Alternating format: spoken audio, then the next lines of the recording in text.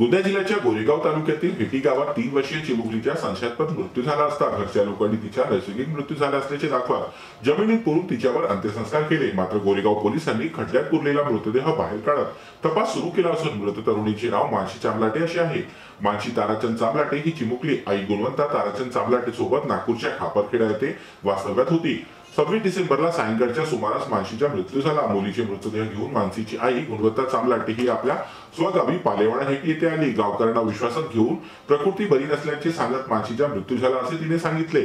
त्यानंतर 27 डिसेंबरला दुपारी गावातील स्मशानभूमीत मानसीचा अंत्यसंस्कार विधी पार पडला। मात्र मानसीच्या मृत्यूमागे काहीतरी गूढ असावे असा संशय त्यांच्या नातेवाईकांनी व्यक्त केल्यानंतर मृतक मानसीची सावत्र आई कलाबाई ताराचंद चामलाटे यांनी गोरेगाव पोलिसात 27 डिसेंबरच्या रात्री तक्रार दाखल केली। या तक्रारीची दखल घेत आज गोरेगाव पोलिसांनी तहसीलदार गोरेगाव यांच्या समक्ष हेटी गावच्या स्मशानभूमीत पुरण्यात आलेले प्रेत बाहेर काढत चिमुकलीचा मृतदेह शवविच्छेदनासाठी गोंदिया जिल्हा सामान्य रुग्णालयात पाठविले आहे। या संदर्भात गोरेगाव पोलिसांनी मर्ग दाखल करत तपास सुरू केला आहे। तर मृतक मानसीची आई गुणवंता ताराचंद चामलाटे हिला गोरेगाव पोलिसांनी चौकशीसाठी ताब्यात घेतले असून मानसीचा मृत्यू हा नैसर्गिकरित्या झाला की तिची हत्या झाली हे शवविच्छेदनानंतरच कळेल।